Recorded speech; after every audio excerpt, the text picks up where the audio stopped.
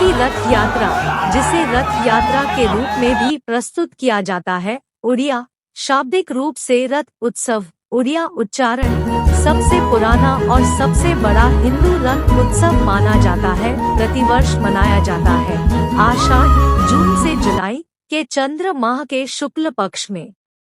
यह त्योहार भारत के ओडिशा राज्य के पुरी शहर में आयोजित किया जाता है और देवता जगन्नाथ, विष्णु या कृष्ण का एक रूप से जुड़ा होता है। त्योहार के दौरान 3 देवताओं जगन्नाथ, उनके भाई बलभद्र और बहन सुभद्रा को बड़ी संख्या में भक्तों द्वारा 3 विशाल लकड़ी के रथों में बड़ा डांडा भव्य मार्ग पर गुंडिचा मंदिर तक ले जाया जाता है, जहां वे 1 सप्ताह तक वहां रहते हैं और फिर जगन्नाथ मंदिर में लौट आते हैं। सुनाबेशा देवताओं के रथ गुंडिचा मंदिर से मुख्य मंदिर में लौटने के बाद देवताओं को सोने के आभूषण पहनाए जाते हैं और रथों पर उनकी पूजा की जाती है। इस उत्सव को सुनाबेशा के नाम से जाना जाता है। परंपरा यह कहती है कि इस आयोजन की शुरुआत सबसे पहले 1460 में राजा कपिलेंद्र देव ने की थी, जब युद्ध से विजयी होकर लौटने के बाद उन्होंने जगन्नाथ को सोना दान किया था। 7 देवताओं को लगभग 208 किलोग्राम वजन के सोने के आभूषणों से सजाया गया है। कृष्ण, लक्ष्मी, सरस्वती और पंच पांडव 5 मुख्य शिव मंदिरों के प्रमुख देवता शामिल है। उत्तरार्ध, जिसे भीतर चंदन के नाम से जाना जाता है, में विभिन्न अनुष्ठान शामिल हैं जो जनता के लिए खुले नहीं हैं।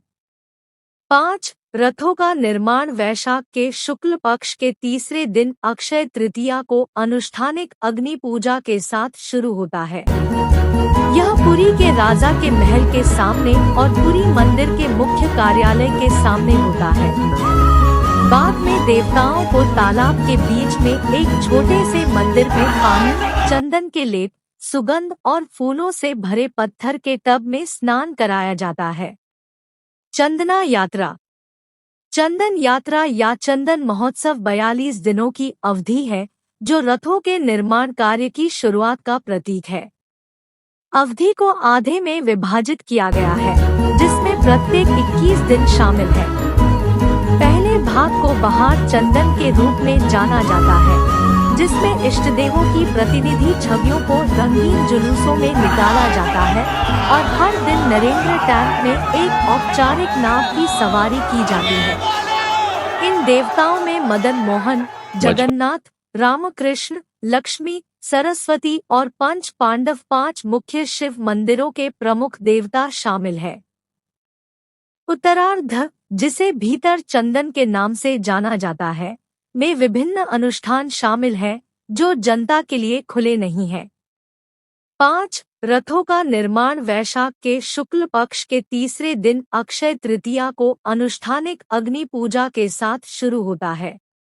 यह पुरी के राजा के महल के सामने और पुरी मंदिर के मुख्य कार्यालय के सामने होता है। बाद में देवताओं को तालाब के बीच में एक छोटे से मंदिर में पानी, चंदन के लेप, सुगंध और फूलों से भरे पत्थर के टब में स्नान कराया जाता है। यह चंदन उत्सव स्नान यात्रा या स्नान महोत्सव में समाप्त होता है, जो ज्येष्ठ माह की पूर्णिमा के दिन होता है।